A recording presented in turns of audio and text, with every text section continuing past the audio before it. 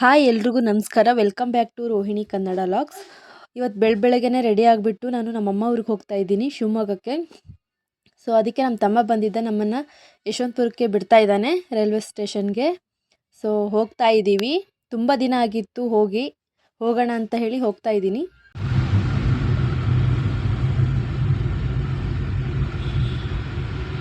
ನಮ್ಮ ಅಪ್ಪ ಅಮ್ಮನೂ ಹೇಳ್ತಾ ಇದ್ರು, ಮಗುನ ನೋಡಬೇಕು ಅನ್ನಿಸ್ತಿದೆ, ತುಂಬ ದಿನ ಆಯಿತು ಅಂತ. ನನಗೂ ಕೂಡ ಊರಿಗೆ ಹೋಗಿ ತುಂಬಾ ದಿನ ಆಗಿತ್ತು, ಹೋಗಬೇಕು ಅಂತ ಅನ್ನಿಸ್ತಾ ಇತ್ತು. ಅದಕ್ಕೆ ಹೋಗ್ಬಿಟ್ಟು ಬರೋಣ ಅಂತ ಹೇಳಿ ಇವತ್ತು ಫೈನಲಿ ರೆಡಿಯಾಗಿ ಹೋಗ್ತಾ ಇದ್ದೀನಿ.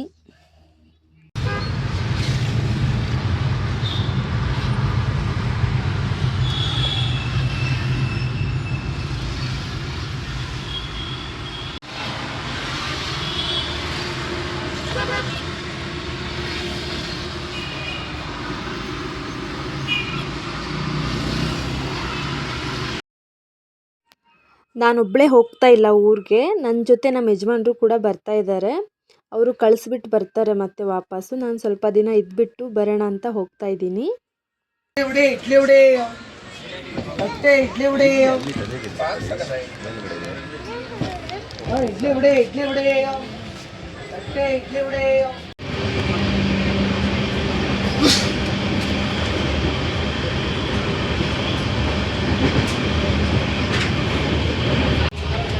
ಸೀಟ್ ಫುಲ್ ಖಾಲಿ ಇತ್ತು. ನನ್ನ ಮಗ ಆರಾಮಾಗಿ ನಿದ್ದೆ ಮಾಡ್ಕೊಂಡು ಬರ್ತಾ ಇದ್ದಾನೆ.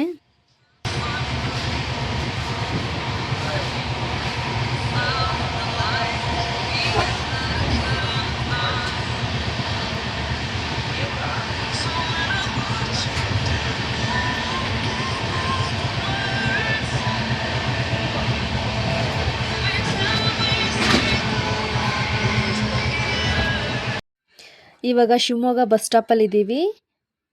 ಊಟ ಮಾಡಿಕೊಂಡು ಬಸ್ಗೋಸ್ಕರ ವೆಯ್ಟ್ ಮಾಡ್ತಾ ಇದ್ದೀವಿ. ನನ್ನ ಮಗ ಅಂತೂ ಬಸ್ ಸ್ಟಾಪಲ್ಲಿ ನಿಲ್ತಾನೆ ಇಲ್ಲ. ಬಸ್ಸಿಗೆ ಹೋಗೋಣ ಬಾ ಬಾ ಅಂತ ಕರಿತಾ ಇದ್ದ. ಬಸ್ ಸ್ಟಾಪಲ್ಲಿ ನನ್ನ ಮಗನ ಹಿಡ್ಕೊಳ್ಳೋದೇ ದೊಡ್ಡ ಕಷ್ಟ ಆಗಿಬಿಟ್ಟಿತ್ತು, ಅಷ್ಟು ತೀಟೆ ಮಾಡ್ಕೊಂಡಿದ್ದ. ಆಮೇಲೆ ಪ್ರೈವೇಟ್ ಬಸ್ಸಲ್ಲಿ ಹೋಗೋಣ ಅಂತ ಬಂದ್ವಿ. ಗೌರ್ಮೆಂಟ್ ಬಸ್ಗೋಸ್ಕರ ವೆಯ್ಟ್ ಮಾಡಿದ್ವಿ. ಫುಲ್ ರಶ್ ಇತ್ತು, ಬೇಗ ಮನೆಗೆ ಹೋಗ್ಬಿಡ್ತೀವಿ ಅಂತ. ಆದರೆ 3:15 ಆದ್ರೂ ಕೂಡ ಬಸ್ಸೇ ಬಂದಿಲ್ಲ. ಸರಿ ಅಂದ್ಕೊಂಡು ಪ್ರೈವೇಟ್ ಬಸ್ಗೆ ಹೋಗೋಣ ಅಂತ ಬಂದು ಕುತ್ಕೊಂಡಿದ್ದೀವಿ ಟಿಕೆಟ್ ತೆಗೆಸಿ. ಇವಾಗ ನಾವು ನಮ್ಮಮ್ಮ ಮನೆಗೆ ಬಂದು ಟೀ ಕುಡಿದು ಕುತ್ಕೊಂಡಿದ್ದೀವಿ. Network ಎಲ್ಲಿಲ್ಲ, Airtel.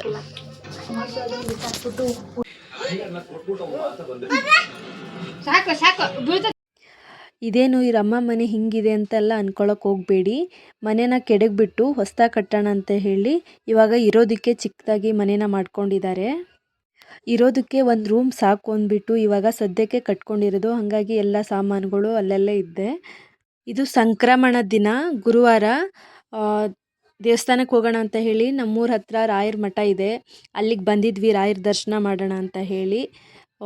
ಹಬ್ಬದ ದಿನವೇ ಬಂದಿರೋದ್ರಿಂದ ನಾನು ಊರಿಗೆ ಹೋಗಿದ್ದೆ. ಸೊ ಒಳ್ಳೆಯದೇ ಆಯಿತು. ನಾನು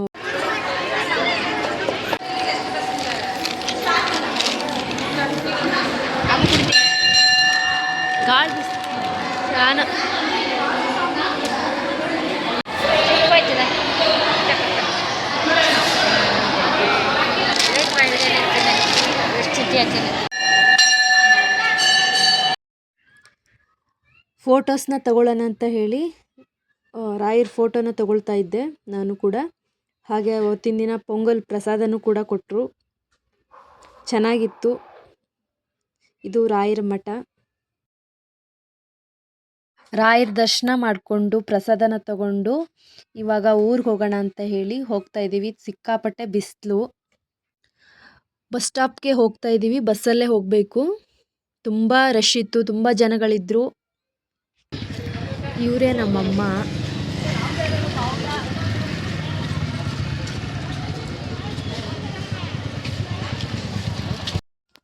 ಟೈಮು 1 ಗಂಟೆ 1:15 ಆಗಿತ್ತು.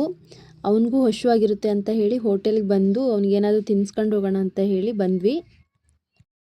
ಹೋಟೆಲ್ನಲ್ಲಿ ಅವನಿಗೆ ತಿನ್ನಿಸ್ಕೊಂಡು ಫೈನಲಿ ರಾಯರ ದರ್ಶನನ ಮುಗಿಸ್ಕೊಂಡು ಮನೆಗೆ ಬಂದು ಕುತ್ಕೊಂಡಿದ್ದೀನಿ.